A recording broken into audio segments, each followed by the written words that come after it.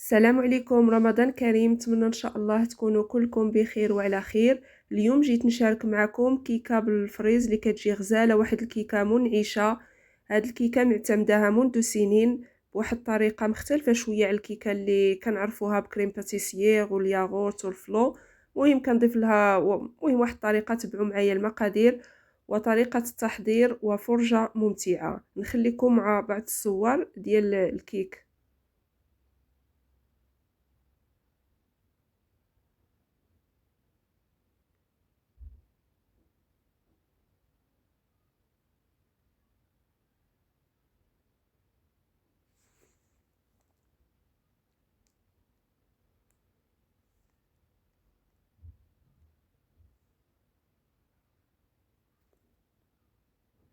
بسم الله على بركة الله. اولا نبداو بالكيكه. هنا في اناء درت 2 بيضات مع المليحه. كتلاحظوا داك الابيض هو الملح. عندي هنا ساشي ديال سكر فاني من وزن 7 غرام. كذلك نصف كأس ديال السكر، فقط وضعوا نصف كأس ديال السكر. غادي نخلطوا هاد المكونات حتى يذوب لينا السكر. ممكن انكم توضعوه في الخلاط الكهربائي او تخدموا باليد. انا فقط كنفضل الباطور ولا الخلاط باش كيذوب داك السكر مزيان. هنا عندي كأس الا ربع ديال الزيت. نواصل التخلاط وغادي نضيف نصف كأس ديال الماء. ممكن تعويض الماء بالحليب.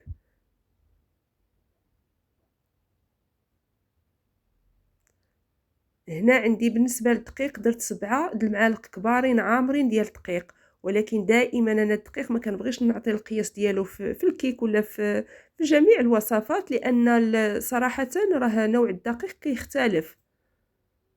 بالتجربه ان نوع الدقيق كيختلف.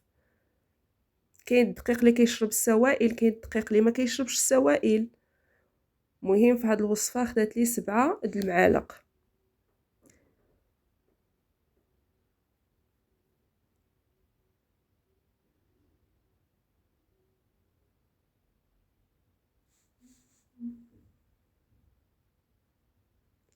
حتى نتحصلوا على قوام د الكيك. كل واحد كيعرف الكيكه ديالو. هنا غادي نضيف 2 ساشيات ديال الخميره 16 غرام من وزن 16 غرام الخميره الكيماويه. وغادي نضيف معلقه كبيره ديال الخل، غادي نديرها فوق الخميره. كتفاعل لينا هاد المكونات وكتعطينا كيكه اللي كتكون خفيفه. حتى لاخر مرحله عاد غادي نضيفوا هاد 2 مكونات، نخلطوا ونوضعوها في مول. بالنسبه للمول على حساب الرغبه. المهم يكون المول اللي كيتفتح من الجوانب. وإلا كنتو غتقدموها في المول ديال ديروها في مول ديال الزجاج، قدموها في مول ديال الزاج. صافي غادي نوضعها في هذا المول مربع اللي دهنته بالزبده ورشيته بالدقيق. كذلك ممكن توضعوها في مول دائري كما لاحظتوا معايا في الصوره في اول الفيديو ولا اللي حاطه في الفيديو. هذه كنت درتها في دارنا، ديك الكيكه الدائريه. بالنسبه لهاد الكيكه انا معتمداها منذ 2 سنين. فوقاش ما جا وقت الفريز كنديرها. كتجي كيكه اللي خفيفه ومنعشه. عاد كتاب وشاركتها معكم. صافي بطريقه غادي ندخلوها للفران. طريقه الطياب ديال الكيك عادي. من بعد ما خرجنا الكيكه من الفران نسقيوها ضروري بالحليب، حليب بارد. هنا خليت الكيكه حتى بردت وسقيتها بالحليب بارد عادي. هنا الطريقه اللي مختلفه عندي شويه في تحضير هاد الكريمه هو انني كناخذ الفريز كنقطعوه. هنا خديت انا 10 ديال الفريزات، الحجم ديالهم كما وريت لكم ديك الحبه في الصوره. كنقطعهم وكنضيف لهم 2 معالق ديال السكر ونصف كأس ديال الماء. كنوضعوه فوق النار حتى يغلى لينا داك الخليط. من يبدا يغلى نقصوا له النار ونخليوه يطيب على نار مهيله حتى يتعسل لينا. كما كنديروا كنحضروا الكوفيتير، ولكن هذا راه دغيا كيوجد مع الكميه قليله.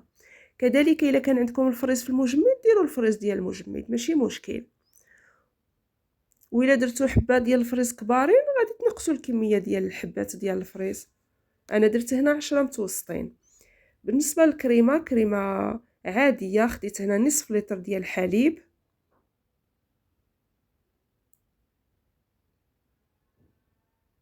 غادي نوضع 2 معالق كبار عامرين.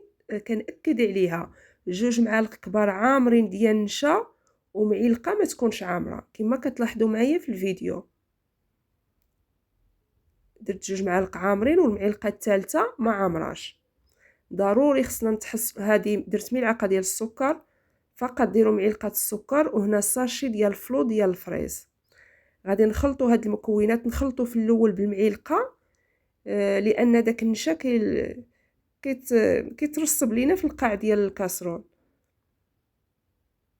نقلعوه في الاول بالمعلقه وثم نخلطوا بالفوي.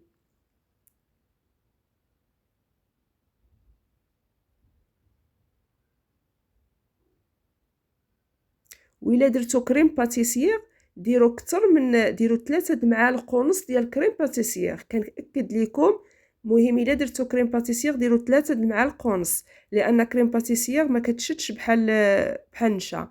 من بعد ما درت الخليط فوق النار حتى عقد لينا، خصو يعقد بهذه الطريقه يجي قاسح وهو سخون. غادي نضيف له داك الفريز اللي عسلت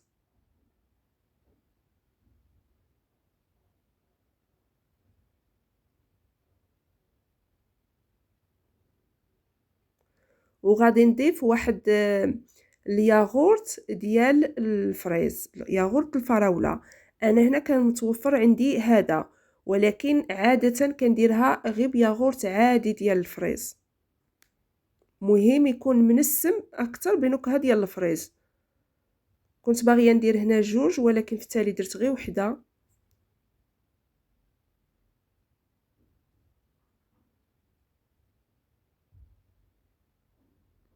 صافي غادي نخلط هاد المكونات وغادي نوضعهم في الخلاط الكهربائي. اللي عندها بغا ميكسور، هذاك الخلاط ديال اليد احسن، غتخلطها غير في الكاسرون بداك بغا ميكسور. واللي ما متوفرش عندها ديرها في الخلاط الكهربائي.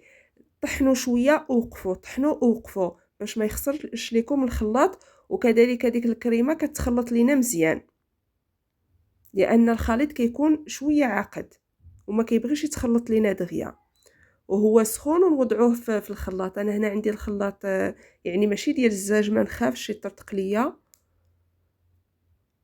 وممكن انكم تخلطوه في الهاشوار، اللي عندها الهاشوار كطحن مزيان.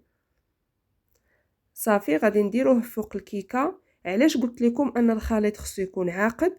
الا درناه خفيف من غادي نوضعوه فوق الكيكه، ديك الكيكه كلها غادي تشرب لينا داك الكريمه.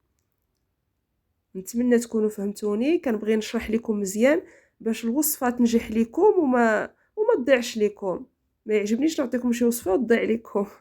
داكشي علاش كنشرح مزيان. صافي نخليوها تبرد مزيان في الثلاجه ونقدموها بالصحه والراحه. راها كتجي فعلا غزاله وكتجي منعشه. نتمنى الوصفه ديال اليوم تكون عجبتكم، وإلا عجبتكم نتمنى اللايك منكم والبارطاج الوصفه باش نزيد نعطيكم ان شاء الله المزيد. غادي نقطعها معاكم ونوريكم كي كتجي.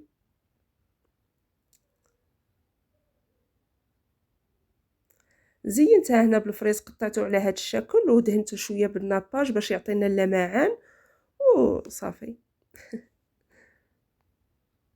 ممكن انكم ديروا لها التزيين ديال هذيك اللي درت دائريه، هذاك التزيين زوين كيجي غزال،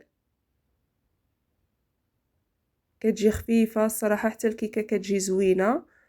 نقدموها بالصحه والراحه. وشكرا لكم على المتابعه، والى وصفه مقبله ان شاء الله.